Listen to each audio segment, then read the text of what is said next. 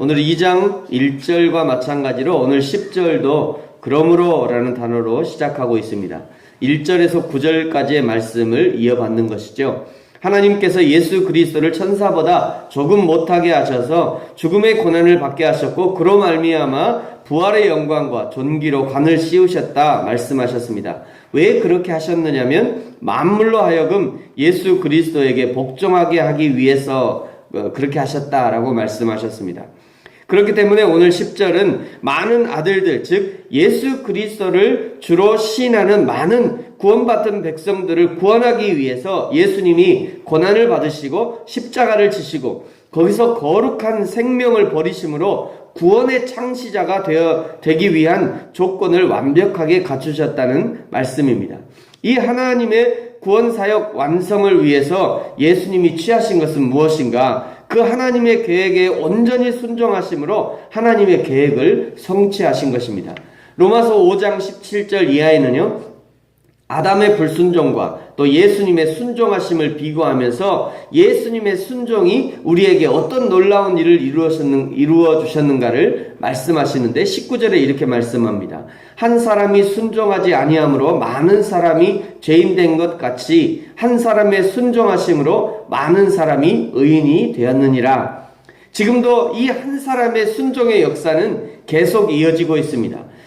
하나님은 1970년대, 80년대 우리 대한민국에서 있었던 아주 집단적인 회심의 역사들, 엑스플로 80, 70, 80 이렇게 하면서 여의도 광장에서 아주 수십만 명이 한 번에 집단적인 회심의 역사들이 있었죠. 그런 집단적인 회심의 역사도 기뻐하시지만 그것보다 더 원하시는 것은 저와 여러분 한 사람 한 사람의 개인의 회심의 역사입니다.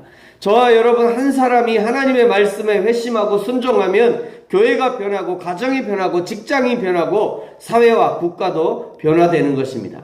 그러나 저와 여러분 한 사람이 변화를 거부하면 아무리 세상의 법을 바꾸고 정권을 바꾸고 교회 담임 목사를 바꿔도 나 한 사람의 순종함이 없으면 결코 하나님의 일은 일어나지 않는 것입니다. 지금도 하나님이 기다리시는 것은 저와 여러분 한 사람의 변화입니다.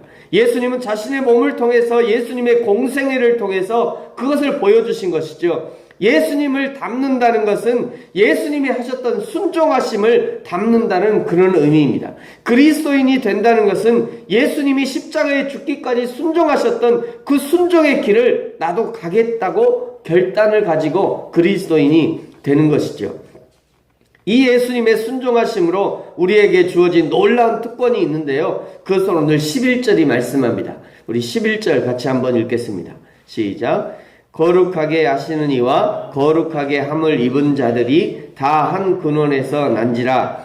그러므로 형제라 부르시기를 부끄러워하지 아니하시고. 아멘. 여기 형제라 부르시기를 부끄러워하지 아니하시고 예수님의 순종하심으로 이제 우리는 예수님과 한 형제가 된 것이에요. 여기서 형제라는 것은요, 영적인 의미의 형제입니다. 그리스도를 믿음으로 이루어지는 가족관계를 의미하는 것이죠. 마태복음 12장 46절 이하에 이렇게 말씀하셨습니다. 예수께서 우리에게 말씀하실 때 그의 어머니와 동생들이 예수께 말하려고 밖에 섰더니 한 사람이 예수께 여짜오되 보소서 당신의 어머니와 동생들이 당신께 말하려고 밖에 서 있나이다 하니 말하던 사람에게 대답하여 이르시되 누가 내 어머니이며 내 동생들이냐 하시고 손을 내밀어 제자들을 가리켜 이르시되 나의 어머니와 나의 동생들을 보라. 누구든지 하늘에 계신 내 아버지의 뜻대로 하는 자가 내 형제요 자매요 어머니니라 하시니라.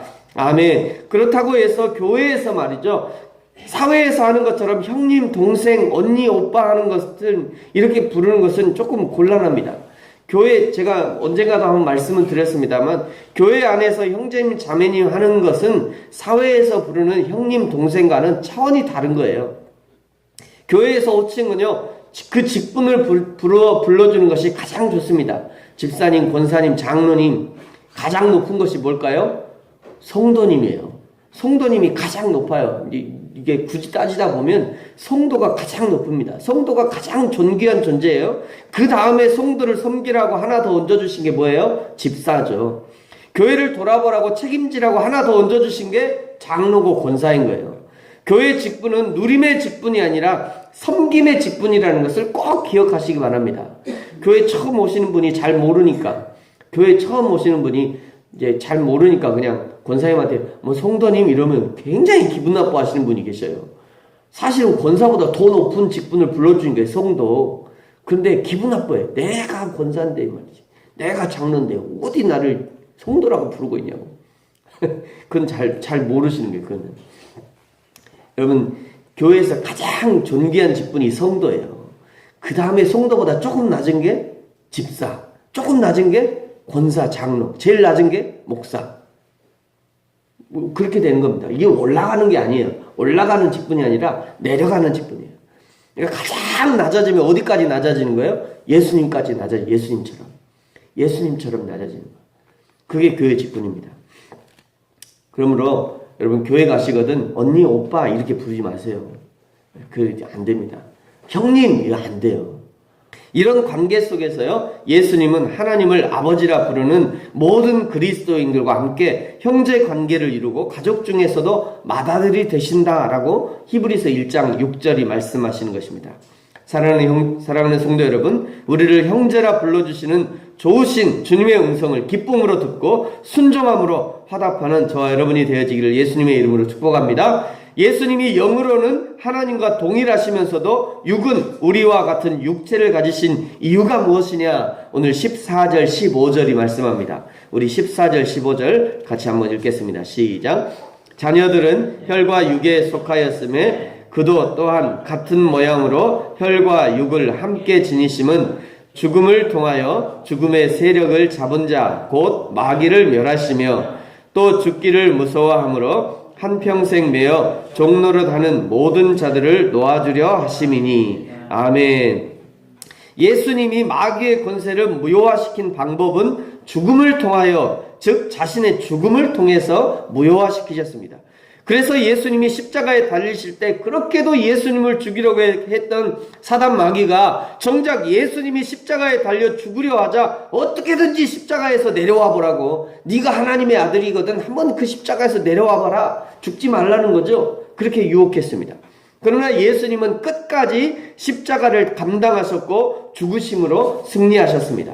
하나님도 그 순간에 예수님을 지지하시면서 예수님의 인간적인 부르짖음 말이죠. 엘리 엘리 라마 사박다니, 하나님 어찌하여 나를 버리셨나이까? 하나님 아버지 어찌하여 나를 버리셨습니까? 라고 하는 이 처절한 부르심에도 끝까지 그 순간에, 마지막 순간에 외면하셨죠. 악한 사단의 권세를 그 순간에 박살내기 위해서 하나님 아버지마저도 예수님을 외면하신 것입니다.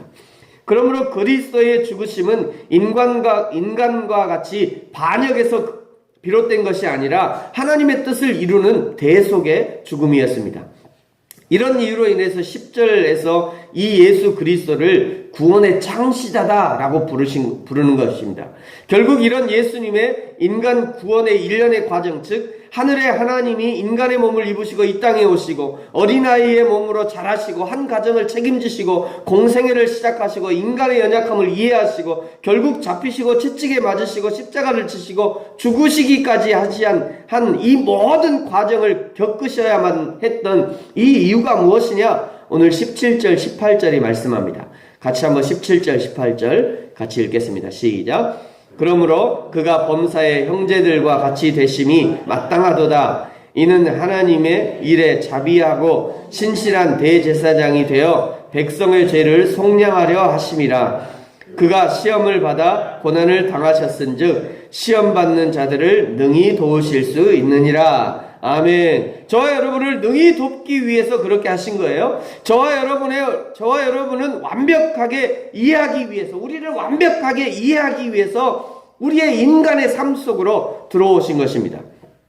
지금 너에게 문제가 무엇인지, 왜 이 문제가 생겼는지, 근본 이유가 무엇이며 근본 해결책이 무엇인지 그것을 알기 위해서 우리 인간의 삶에 개입하신 거예요. 최선으로 우리를 돕기 위해서 예수님이 스스로 시험을 받으시고 고난을 당하신 것입니다. 저와 여러분을 대신해서 그 모든 시험의 과정을 통과하신 예수님은 이제 우리를 완벽하게 도우실 충분한 조건, 자격이 되신 것이에요. 이러므로 히브리서 4장 16절은요 우리에게 이렇게 말씀합니다. 그러므로 우리는 긍휼하심을 받고 때를 따라 돕는 은혜를 얻기 위하여 은혜의 보좌 앞에 담대히 나아갈 것이라. 은혜의 보좌 앞에 담대히 나아가라. 때를 따라 돕는 은혜를 얻기 위해서. 말씀 마치겠습니다. 사랑하는 성도 여러분, 오늘 이 시간이 하나님의 은혜의 보좌 앞에 담대히 나아가는 믿음의 시간이 되어지기를 축복합니다. 하나님 앞에 예배하는 시간만 아니라 우리의 모든 순간, 모든 시간이 언제든지 은혜의 보좌 앞에 나아갈 수 있는 시간입니다. 시간마다 순간마다 담대히 하나님의 도우심을 요청함으로 날마다 주님의 은혜를 누리는 저와 여러분이 되어지기를 예수님의 이름으로 축복합니다. 기도하겠습니다.